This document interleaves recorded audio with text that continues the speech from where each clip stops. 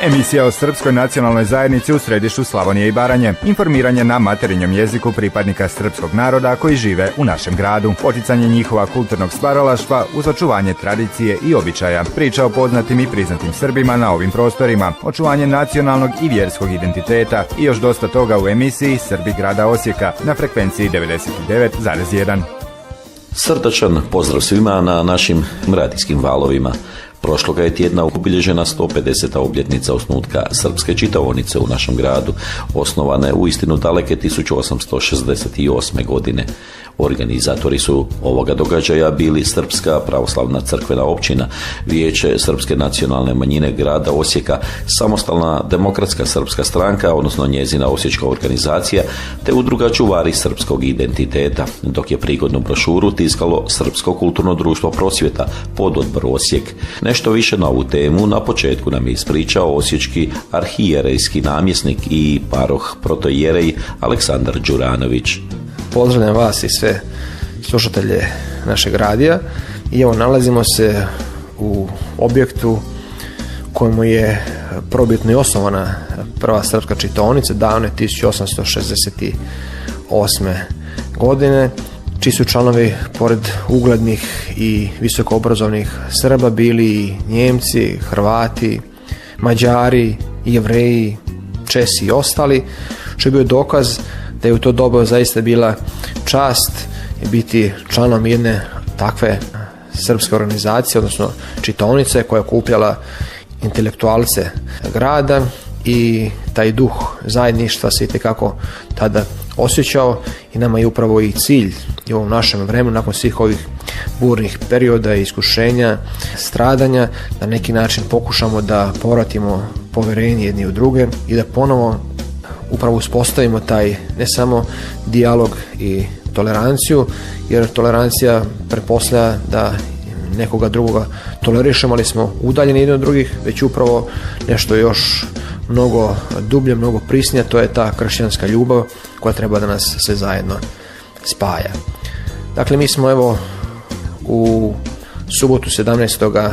studenoga proslavili taj veliki jubilej 150 godina od osnivanja srpske čitaonice u Osijeku, što u stvari nije samo sjećanje na neku davnu prošlost i na sam čin uspostavljanja čitaonice, već prije svega težnja i želja da se taj kontinuitet nastavi i da se na neki način čitaonica ustali kod nas ovdje i u tom kontekstu svakako je i težnja da se sve srpske institucije, dakle pored Srpske pravoslavne crkve, tu je i Srpsko kulturno društvo Prosvjeta, pododbor Osijek, dakle zatim Vijeće srpske nacionalne manjine grada Osijeka, Samostalna demokratska srpska stranka koja predstavlja Srbe i u Saboru danas zvanično, i udruženje Čuvari srpskog identiteta, dakle svi zajedno objedine i da dobiju jedan zajednički kulturni prostor gdje će moći da djeluju. I u tom smislu evo naša crkva u gradu Osijeku je pokazala jedan gest dobre volje i voljne, dakle postoji iskrena želja i mogućnost da u tu svrhu, dakle sa ciljem podizanja budućeg srpskog kulturnog centra u gradu Osijeku, daruje zemljište, daruje plac i određene objekte koji će biti u funkciji toga. Što se same čitaonice tiče, ona je imala značajnu ulogu, već sama činjenica da su se okupljali intelektualci različite nacionalnosti, naravno predvođeni viđenijim, poznatijim osječkim Srbima. Iz tog vremena, daleke 1868. godine, bilo je određenih prekida u radu, ali zbog okolnosti na koje se nije moglo utjecati. Naravno da prvi prekid bio je za vrijeme Prvog svjetskog rata, ali taj prekid nije trajao tako dugo, već nakon završetka istoga ponovo je čitaonica počela sa radom, međutim ozbiljniji prekid, dakle i veće probleme zadesilo je našu zajednicu već na početku Drugog svjetskog rata, kada je stradala i crkva u potpunosti i dobrim dijelom iz zgrade u kojoj je bila smještena čitaonica. Većim dijelom knjige su također na neki način nestale, uništene i nije bilo nimalo lako i jednostavno prikupiti i sačuvati ono što je bar ostalo u našoj arhivi. Ipak evo slava Bogu i zahvaljujući Gospodu Bogu prije svega, još uvijek imamo dosta dobro očuvanu arhivu u tom smislu i mnoštvo knjiga koje ćemo, evo, i trudit ćemo se da u budućnosti budu još dostupnije čitaocima i na neki način da budu dostupne svim onima koji budu željeli i htjeli da, evo, čitaju određenu literaturu, znači koja nije vezana samo za pravoslavnu crkvu, već i u širem kontekstu vezana za srpski jezik i ćirilično pismo.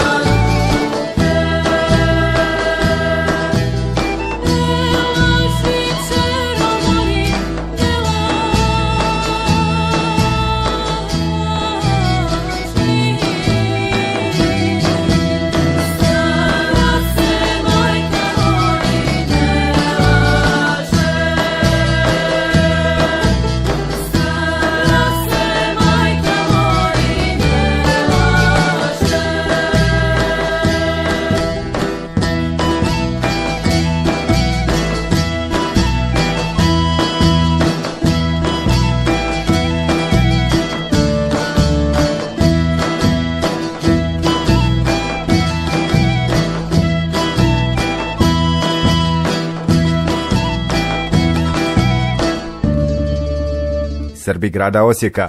U večerašnjem izdanju naše emisije, koju emitiramo u suradnji s udrugom Čuvari srpskog identiteta, a financirana je sredstvima Pokrajinskog sekretarijata za kulturu, javno informiranje i odnose s vjerskim zajednicama Autonomne pokrajine Vojvodina, bavimo se velikom i značajnom obljetnicom Srpske čitaonice Osijek. Ona je naime osnovana još 1868. Opstala je i u turbulentnim vremenima kroz osječku povijest, a i danas je posebno važna za srpsku zajednicu u gradu na Dravi. O tomu nam i dalje priča osječki paroh Aleksandar Đuranović. Koliko u ovom današnjem vremenu, u ovim okolnostima čitaonica znači prije svega pripadnicima srpske zajednice, a možda i drugim građanima ovoga grada? Mi se svakako zalažemo za multikulturalnost, dakle za suradnju, za iskrene odnose i to je sigurno itekako vidljivo, međutim tu različitost ne trebamo doživljavati kao neki hendikep, nego upravo kao jednu prednost, jer ta različitost je upravo i naša zajednička zajedničko naše, u stvari, da kažem tako, bogatstvo, tako da svakako da cilj čitaonice jeste i da, dakle, se prije svega Srbi kao narod koji ovdje stoljećima žive na ovim prostorima budu integrisani u postojeće društvo, dakle u Republiku Hrvatsku, ali dakle da bude prisutna integracija, ali ne i asimilacija. Dakle, u tom smislu da Srbi budu ono što su bili stoljećima unazad, dakle pravoslavni, da žive po hrišćanskim životnim principima i da sa svim ljudima, bez obzira na vjeroispovijest, na nacionalnost, na razmišljanje, na ubjeđenja, živimo u miru, istinskoj ljubavi, poštovanju i da znamo ko smo, šta smo, odakle dolazimo, kuda idemo i čemu stremimo, dakle da očuvamo svoj, prije svega vjerski, a onda uz to dolazi i nacionalni identitet, svoju kulturu, svoje običaje, tradiciju i sve ono što je vezano za našu nacionalnu manjinu.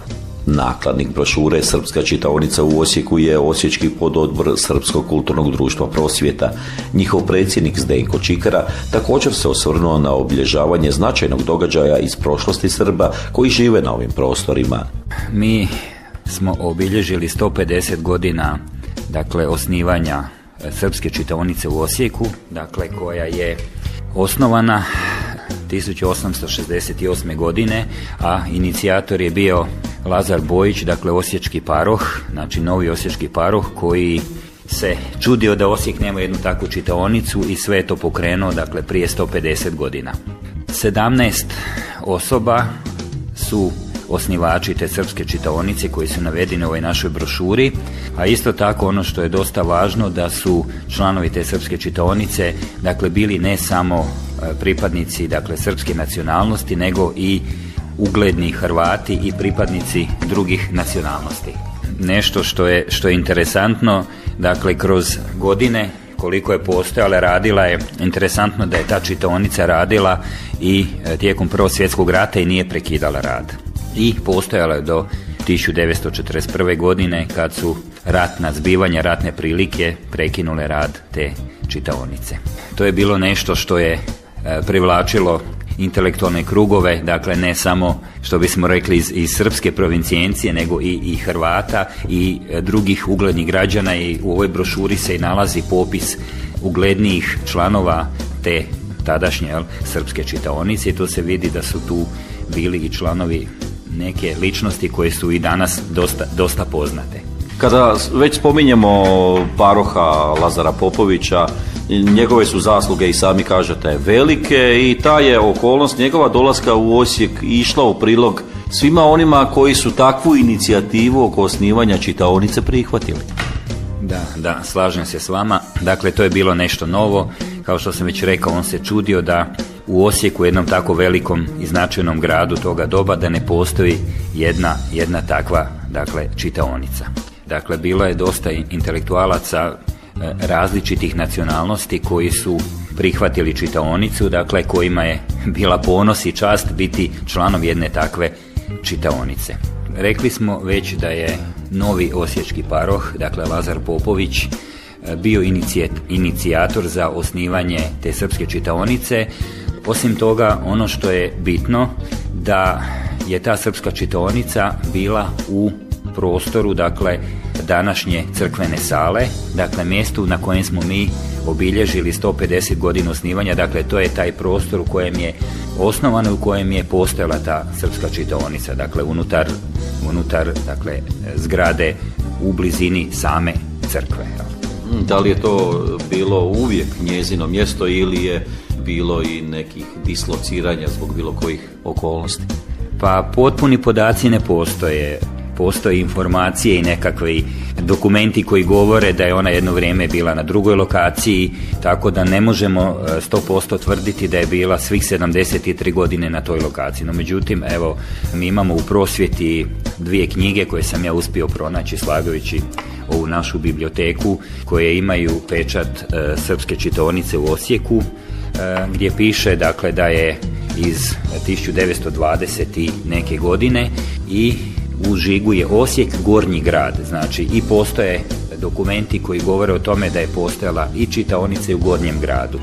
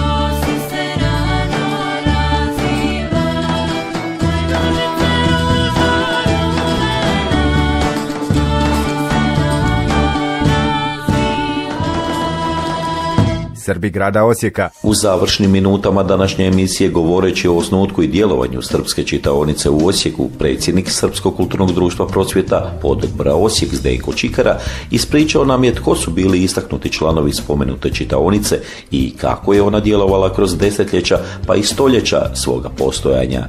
Što se tiče utjecaja te čitaonice, pretpostavljam da je on bio u to vrijeme dosta velik. Pa jeste, zato što to se smatra da je to prvom slavenskom čitaonicom koja je osnovana u Osijeku i na širem području, dakle na kojem se mi nalazimo. Tako da je imala dosta veliki utjecaj, bila je i član Matice Srpske iz Novog Sada. Mnogi članovi su bili pretplatnici nekih uglednih časopisa, tako da je ona imala dosta veliki značaj u to doba. Da, vidim i u vašoj brošuri kako se navodi kulturni, društveni, odgojni, nacionalni i prije svega intelektualni utjecaj kroz cijelo vrijeme svoga postojanja i čitav niz aktivnosti. Da, znači dijapazon djelovanja je bio dosta velik, znači koliko se moglo raditi s obzirom na okolnosti. Znamo da je to znači druga polovica 19.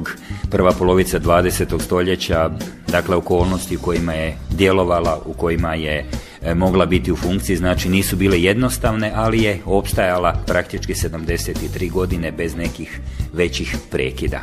Što se pak tiče članstva, ta je brojka varirala od samoga početka, pa kroz godine, evo i drugo stoljeće već svoga postojanja. Da, taj broj je varirao, dakle izvorno je 17 članova koji su bili osnivači te srpske čitaonice. Broj je varirao negdje od tih 17, ne znam, do 52, 1882. pa 1920. godine 140 članova, dakle taj broj se s vremenom dakle mijenjao. Što se tiče čelnih ljudi koji su vodili čitaonicu, mogu primijetiti od 1868. do 1928. to je ono predratno razdoblje, govorimo o Prvom svjetskom ratu, samo su 5 predsjednika bila na čelu, znači bilo je kontinuiteta i u smislu vođenja. Da, to isto govori da su oni malo, ajmo reći, bili dugovječni u tom poslu, znači samo 5 predsjednika, dakle srpske čitaonice, dakle od osnivanja do 1928. godine, što je jedan relativno dug period. Da, na neki način i kuriozitet kada govorimo u ovim današnjim vremenima i okolnostima. Isto tako moramo reći i spomenuti 1941. zbog Drugog svjetskog rata koji je tada bio u svom zamahu, da nije bilo ni uvjeta za rad čitaonice u Donjem gradu.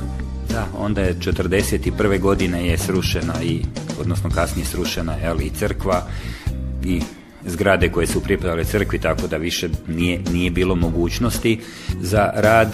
No međutim, možda bi trebalo istaknuti da mi ovim obilježavanjem 150 godina, dakle osnivanja te tadašnje srpske čitaonice u Osijeku, možda nešto što je isto tako važno, da ne samo da smo mi sad obilježili tih 150 godina, nego smo krenuli sa realizacijom Srpskog kulturnog centra u Osijeku, od kojega dosta očekujemo, tako da je to bila prilika da povežemo dakle ovih 150 godina sa pokretanjem realizacije dakle budućeg Srpskog kulturnog centra dakle u Osijeku. Na kraju smo još jedne emisije iz serijala Srbi grada Osijeka kojega je pokrenula udruga Čuvari srpskog identiteta, a financira je Sekretarijat za kulturu, javno informiranje i odnose s vjerskim zajednicama Autonomne pokrajine Vojvodina. Emisija o srpskoj nacionalnoj zajednici u središtu Slavonije i Baranje. Informiranje na materinjem jeziku pripadnika srpskog naroda koji žive u našem gradu. Poticanje njihova kulturnog stvaralaštva uz očuvanje tradicije i običaja. Priča o poznatim i priznatim Srbima na ovim prostorima. Očuvanje nacionalnog i vjerskog identiteta i još dosta toga u emisiji Srbi grada Osijeka na frekvenciji 99,1.